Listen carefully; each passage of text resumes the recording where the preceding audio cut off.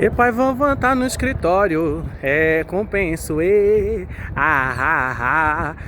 compenso, aboru, aboia, boa tarde, meus amores. Para você que ainda não me conhece, eu sou Valnei dos Anjos, seu jurimeiro predileto, seu cartomante predileto, seu cacheado predileto. Mas cadê os cachos, pai, vovó? Estão presos, porque eu estou com calor. Olha só, eu vou contar aqui para vocês uma história que eu vivenciei. Aliás, eu vou contar algumas histórias que eu vivenciei aqui no cemitério. E claro que não é história de assombração nem nada, é só histórias de pessoas que trabalham na espiritualidade, até trabalham com a espiritualidade, porém são pessoas que estão meio assim desnorteadas na vida, né? São pessoas que estão meio desorientadas. E assim, cara, eu fico muito triste de ver pessoas que levam o nome de religião de matriz africana, seja candomblé, umbanda, quimbanda, jurema, terecô, tambor de Minas, seja lá a vertente que for, e infelizmente leva o nome da religião para a lama. Entende? Eu fico muito triste com isso, tá bom? Mas antes de contar essas histórias, eu peço que você curta o vídeo, que você comente de que lugar do Brasil e do mundo você está me acompanhando aqui no YouTube, tá certo? E se você quer agendar alguma consulta, algum trabalho espiritual, DDD 11 98771 7723. Você me chama lá, que aí a gente vai combinar, tá certo? Quando você der um oi, já vai aparecer lá uma mensagem automática encaminhando você. Tem um link lá para o meu catálogo, e aí você clica lá e você vê qual trabalho ou consulta você quer que o Pai Vovô faça para você, tá certo? E se você estiver sendo abordado ou abordada aí nas redes sociais por algum perfil fake, meu perfil lá no TikTok é um perfil que agora nós estamos aí caminhando para os 52 mil seguidores, tá certo? Se não já tiver batido 52 mil, tá certo? E a primeira história que eu vou contar para vocês é de uma querida que ela me procurou. Eu estava fazendo uns trabalhos no cruzeiro, né? Até porque só pode fazer trabalho no cruzeiro, não pode fazer direto nas catacumbas nem nada. Tem que ser diretamente no Cruzeiro das Almas, tá bom? E aí a querida tava lá fazendo os pedidos dela. Aí quando eu terminei, ela falou assim: moço, você poderia dar uma limpada em mim? Eu disse: posso. E aí eu peguei um charuto, fui lá, fumacei ela, tal, fiz a saudação da Jurema, enfim. E aí dei uma fumaçada nela e ela começou a contar umas histórias. Ela disse que foi discriminada por ser lésbica, né, por uma sacerdotisa, por uma dirigente de Umbanda. E foi o seguinte: ela precisava de uma ajuda espiritual, certo? E um belo dia, ela sem querer mandou mensagem para essa querida, para essa sacerdotisa. Ela mandou mensagem, eram umas 3 horas da manhã. E pelo fato dela ser lésbica, né, que ela é até uma desfém, e eu não tenho discriminação nenhuma, muito pelo contrário, até porque eu sou pansexual, tá certo? Eu convivo muito bem com a galera da minha comunidade e tá tudo certo, entendeu? Sou casado e muito bem casado com meu marido e tá tudo bem. E aí, essa sacerdotisa de Umbanda falou pra ela: olha, não fique mandando mensagem pra mim esse horário não, porque meu namorado é muito ciumento. Ela entendeu logo que a querida tava dando em cima dela, né? Até porque, vamos ser sinceros, que a pessoa mandar mensagem pra você de 3 horas da manhã, mandar um oi de 3 horas da manhã, é um negócio meio suspeito. Porém, há que se avaliar também que era uma pessoa que estava precisando de ajuda. Era uma pessoa que estava precisando de um socorro espiritual. Então poderia ser que ela estivesse sentindo alguma coisa, sentindo alguma energia rondando ela, né, naquele horário, e a pessoa pudesse ajudar de alguma maneira. E a querida interpretou que ela estava meio que se enxerindo para ela, né? E ela ficou muito magoada, entende? Ela ficou chateada. Ela disse assim: não, se preocupa não, que eu não vou mandar mais mensagem para você não, porque você tá pensando que eu tô dando em cima de você, pipipi, papapá, aquele negócio lá, aquela situação chata, né? E essa querida começou a falar um pouco da vida dela também, né? E ela me falou um negócio que eu achei no mínimo curioso, e você vai concordar comigo. Ela disse assim: eu sou mãe de santo desde que eu nasci. Aí eu: como assim? Você é mãe de santo desde que você nasceu? Primeiro que eu discordo completamente dessa nomenclatura de pai de santo, mãe de santo, porque até onde eu sei, o único pai de santo e a única mãe de santo vivos na face da terra são Andréa e Antônia Acutis, que são os pais de São Carlo Acutis, que foi canonizado recentemente pelo Papa Leão XIV. Tá certo? Por quê? Pai de santo é um homem que teve um filho que foi canonizado. Mãe de santo é uma mulher que teve um filho que foi canonizado. Agora, sacerdotes e sacerdotisa de religião de matriz africana vai ser um babalorixá, um aialorixá, um doté, um adoné, vai ser um tateto, um amameto, depende da nação. Tá certo? Esse negócio de pai de santo e mãe de santo em religião de matriz africana, na minha opinião, essa nomenclatura é errada. Certo? Porque nós não cultuamos santo católico, nós cultuamos orixás, que são divindades, orixás, voduns ou inquices, que são divindades de origem africana. Ok? Eu me expresso dessa maneira. Eu sou contra essa expressão, pai de santo e mãe de santo.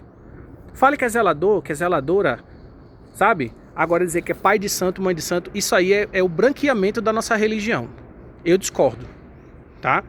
Mas tudo bem. A querida falou que é mãe de santo desde que nasceu. Aí eu perguntei a ela, mas qual é a tua nação? Aí ela disse assim, porque tem guia meu que é de Angola, né? Aí eu disse, tá, ok. Aí ela falou assim, eu sou mãe de santo desde que eu nasci, eu tenho este dom. Sendo que um sacerdote ou uma sacerdotisa de religião de matriz africana não tem o dom desde que nasceu. Tem o dom, entre aspas, tem o título, o cargo, sabe? Quando a pessoa dá suas obrigações. Entende? Quando a pessoa é raspada, catulada, adochada, quando a pessoa dá a obrigação de 1 ano, 3 anos, no caso do Angola, 5 anos, nas outras nações, 7 anos. Aí quando a pessoa recebe o DK, você está entendendo? Quando a pessoa recebe a mão de búzio, recebe a sua navalha, a sua cuia e assim sucessivamente. Quando recebe todos os seus fundamentos para ser um sacerdote de divindade, seja orixá, vodum ou inquice. Tá? Não existe esse negócio da pessoa ser, já nasceu pronta, já nasceu feita. Isso não existe. A pessoa pode ter, no caso, a mãe da pessoa grávida ter dado obrigação, a pessoa nasce abiaxé.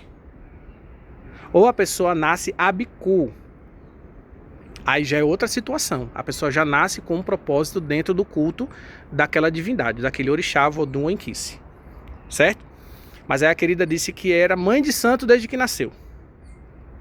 Aí eu disse, tá. Mas qual é a tua nação? Ela disse, não, porque tem guia meu, porque meu preto velho é de Angola. O meu São Jorge é da Capadócia. Quando ela falou isso, eu quis rir. Quando ela falou que o São Jorge dela era da Capadócia.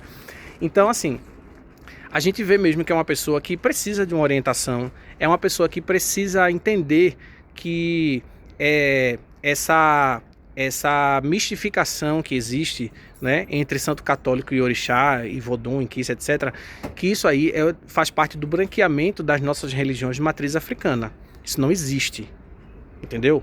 Então eu fiquei relativamente preocupado com ela, porque se ela aprendeu errado dessa forma, ela passa para frente o erro do jeito que ela aprendeu.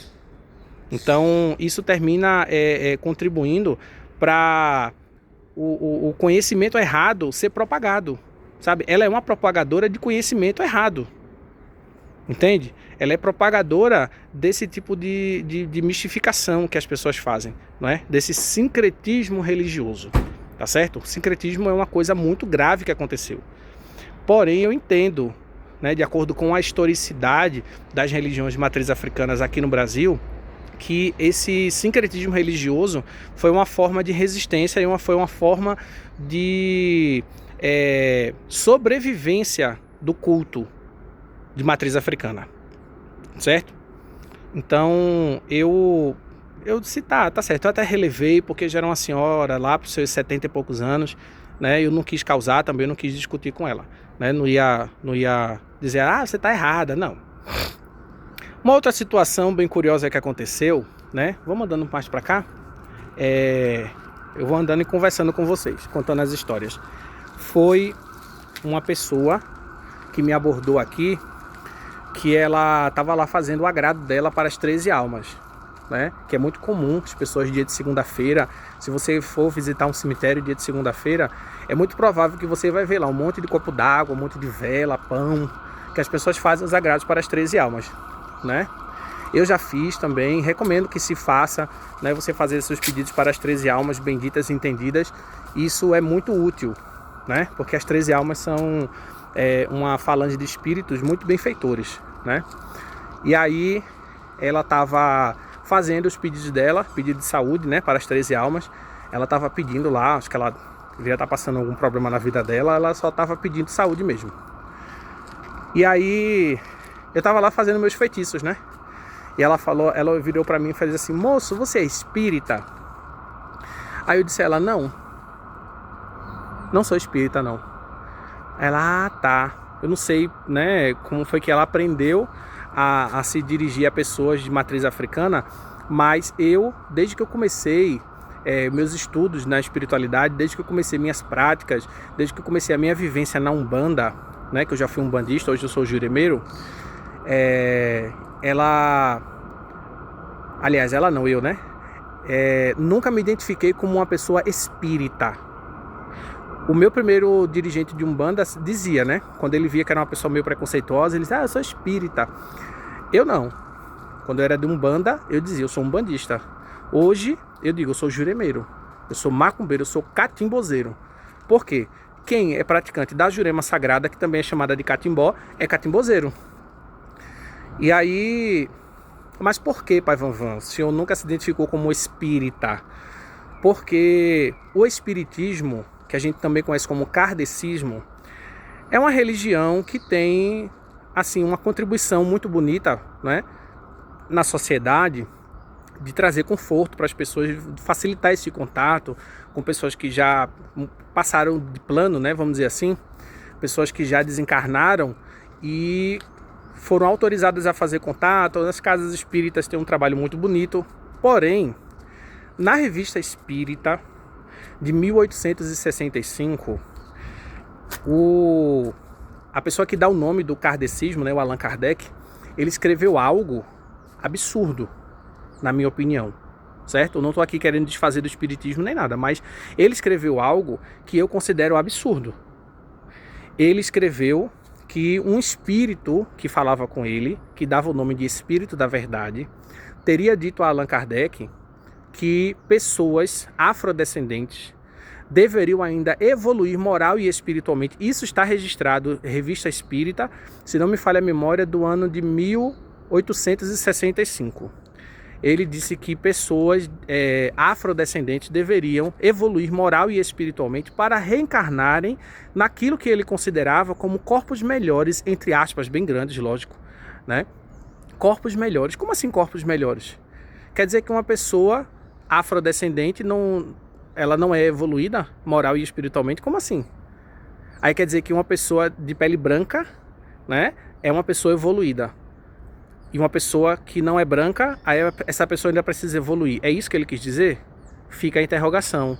Então, é por isso que eu não me considero espírita, sabe? Porque eu vejo que o espiritismo é uma religião que foi erguida sob uma base de conceitos muito questionáveis, no mínimo questionáveis. Você há de concordar comigo, entende? Até porque nações africanas, elas já vinham trazendo certas vivências espirituais, políticas, religiosas, muito antes da colonização, muito antes, né, dos europeus praticarem os horrores, né, da escravidão e colocar essas religiões como sendo algo ruim, maligno, diabólico, satânico e etc. Entende? Então, essa demonização das religiões de matrizes africanas, né, e essa pecha de serem religiões que são rudimentares, tribais e tudo mais, foi isso que levou o espiritismo, o pai do espiritismo, o Allan Kardec, a escrever esse tipo de coisa, que na minha opinião isso não passa de uma grande bobagem, tá? Então, assim, por isso que eu não me identifico, nunca me identifiquei e não pretendo me identificar como espírita. Ser espiritualizado, ser uma pessoa espiritualista, ser uma pessoa que lida com espíritos é completamente diferente de ser uma pessoa espírita, tá? Na minha humilde opinião, de acordo com todos os meus estudos que eu já fiz ao longo da minha vida, né, mais de 10 anos estudando espiritualidade, é isso, você tá entendendo? Então eu não aceito esse tipo de conceito, né, que trata as religiões de matrizes africanas, os povos africanos, como sendo inferiores aos europeus, tá certo? Eu discordo completamente disso, eu não aceito, tá? Por isso que eu nunca me identifiquei como espírita. E talvez essa querida que me perguntou se eu era espírita, né? Talvez ela tenha ficado decepcionada, porque ela me vê cheio de fio de conta no pescoço, né? Com meus patuá, com minhas coisas aqui, com as minhas proteções, e a pessoa dizer que não é espírita, né? Hoje você vê muitos antigos da religião se dizendo espíritas. Inclusive tem até uma Yalorixá que no perfil dela lá no Instagram, ela diz lá que ela tem mais de 40 anos, entre aspas, de espiritismo, né? Então isso é comum, pessoas que têm mais afinidade com a vivência de terreiro do que com a vivência intelectual proveniente do terreiro, né? E isso, para mim, isso é muito triste, entende? Porque a pessoa não sabe nem o que está fazendo ali, a pessoa não entende as bases conceituais, porque espiritualidade não é só bater bombo, bater palma, dançar, incorporar e fazer feitiçaria, não. Espiritualidade vai muito além do que isso. E para encerrar, a terceira vivência que eu vi aqui, que eu achei uma coisa absurda, é que uma outra querida estava fazendo lá um agrado para a pombogira dela, né? Ela colocou perfume, ela colocou vela, colocou incenso, ela colocou... o que mais? Ela colocou uns adornos, né? Um brinco, acho que uma bijuteria, né? Foi um agrado. Ela colocou umas bijuterias, colocou incenso, né? Colocou algumas moedas lá. Nisso tinha um cara de butuca, viu? Só no Oju, só olhando lá o que ela estava colocando. Aí ela foi lá, Laroê, pombogira, toma conta, presta conta, faça isso, aquilo, outro. Aí quando ela virou as costas, ele foi lá e catou as moedas, catou perfume, catou o que ele podia catar lá. Nisso tinha uma outra querida lá, que acho que ela era dirigente de Umbanda ou de Candomblé, não sei. E aí ela olhou assim, ele pegando lá as coisas, né, passando a mão grande. Ela disse assim: moço, essa oferenda aí é sua? Aí ele olhou assim e disse assim: a oferenda é sua? Foi você que colocou? Você tá pensando que eu sou o quê? Você tá pensando que eu sou vocês? Eu não incorporo, eu sou Ogã. E que não sei o que. Ele já quis dar uma carteirada, né? Eu já tinha... Beijo, meu amor. Tá bem? Aí, tem que estar. É isso aí. É isso aí, tem que estar. Quer aparecer no YouTube? Quer aparecer aqui no YouTube? Melhor não, né? Não sei, tu que sabe. Uma vigilante aqui do cemitério, já virou minha amiga. Não é espírito não, é gente encarnada mesmo, viu? E aí, o cara perguntou ela: mas foi você que colocou? A oferenda é sua? Então você não tem que se meter. Aí começou aquele bate-boca. Eu disse: sabe o que mais? Ó, terminei o que eu tô fazendo, fui embora, porque eu não gosto de ejó, entendeu? Ó, no mundo e no tempo, bem longe de mim. Então, isso acontece muito, de pessoas verem o que você tá lá oferecendo para a sua espiritualidade, fazer algum trabalho. Tem gente que leva vela, tem gente que leva bebida, tem gente que leva moeda, tem gente que leva alguidar. Tem gente que leva alguidar. Então é uma coisa que nós que fazemos trabalhos dentro do cemitério, a gente tem que ter muita maturidade. Porque se a pessoa está levando, muito provavelmente é porque a pessoa precisa. Ou então porque a pessoa não tem discernimento de que aquilo ali tem dono. Ou dona. O cara na cara de pau, ele nem pediu licença. Ele foi lá e catou. Tá certo? Não tá certo. Mas, se ele fez, então ele que tem que arcar com as consequências. Entendeu? Uma vez eu tinha arriado lá umas cachaças, tudo mais, um trabalho que eu fui fazer. Eu risquei o ponto, tal, botei lá as cachaças para o Exu trabalhar, né? Era o pagamento de Exu. Aí, quando eu virei as costas, uma moça gritando: moço, olha, o cara tá mexendo aqui, ó, na sua oferenda, o cara tá mexendo na sua macumba. Aí eu disse: pode deixar ele mexer, minha querida, esse é problema dele, ele que vai prestar conta com o Exu, eu não tenho nada a ver com isso não. Eu já entreguei? Eu não já entreguei? Então foi recebido. Agora ele vai tomar conta e prestar conta com o dono dessa cachaça. Aí ela disse assim: é mesmo, moço, você tá certo. Viu? Então assim, algumas pessoas ficam preocupadas, porque tem gente que acha que você arriar uma oferenda lá e alguém lá e pegar, aquilo ali vai tirar a força da sua oferenda. Aí não vai, não vai, muito pelo contrário. Porque se eu dei uma cachaça para Exu e o Exu recebeu, aquela cachaça de Exu. E se uma pessoa foi lá e pegou, Exu vai encangar nas costas dessa pessoa para tomar aquela cachaça. Aí a pessoa que vai se lascar, entendeu? Com o Exu encangado nas costas dela. Isso aí não é problema meu, é problema da pessoa e da entidade. paciência. E outra coisa, Exu tá pouco se lixando, cara. Exu não já recebeu a energia? A partir do momento que você arriou lá e disse, Exu, isso aqui é seu, Pombogira, isso aqui é seu, a espiritualidade vai receber a energia daquele elemento. Quem vai tomar, quem vai jogar fora, quem vai derramar, quem vai quebrar, é um problema da pessoa. Se Exu e Pombogira achar que o desaforo foi muito grande, eles vão lá e vão dar uma rasteira na pessoa. Se não, eles estão um pouco se lixando, porque Exu e Pombogira nem disso precisa. A espiritualidade não precisa daquilo que a gente está oferecendo ali. A espiritualidade está vendo ali a sua intenção, a energia que você está colocando ali naquele trabalho. Entendeu? Então eu penso dessa forma. Então são 3 situações que acontece muito, acontece demais, entende? Então o que eu quero que você entenda é que você tem que ter maturidade. Você tem que ter maturidade de entender que nem todo mundo está no mesmo patamar de evolução mental, de evolução espiritual, de evolução mental. Às vezes a pessoa acha que está fazendo bem, mas está fazendo mal, e depois as consequências vão vir. Entendeu? Então, eu só recomendo que você não faça isso, porque senão as consequências vão vir, o pau vai quebrar nas suas costas. Então, não é isso que a gente quer, né? Então, tenha todo o respeito. Você viu uma oferenda lá na encruzilhada, ou no cemitério, em qualquer lugar. Você viu uma oferenda, deixe lá, não é seu, deixe lá, tá certo? Agora, uma pessoa em situação de rua, por exemplo, que vai lá e pega, por exemplo, tem comida lá e a pessoa vai lá e come, então a espiritualidade vai entender que aquilo ali a pessoa está comendo porque ela está precisando. Então a espiritualidade sabe, a espiritualidade tem esse feeling, como a gente fala hoje em dia, tá bom? Mas é isso, eu queria só compartilhar essas experiências aí com vocês, porque, cara, tem muitas outras histórias que eu posso contar. Entendeu? Coloca aqui nos comentários se você quer que eu conte mais histórias, as historinhas do Pai Vanvan aqui no cemitério, que eu falo que aqui é meu escritório, né? Tô aqui que eu trabalho tanto aqui que aqui já virou meu escritório, tá bom? Então, um beijo bem grande pra vocês, que a Jurema Sagrada abençoe, tá bom? Lembrando que meu contato 11 98771 7723. Eu sou Valner dos Anjos, seu juremeiro predileto, seu cartomante predileto, seu cacheado predileto. Um beijo!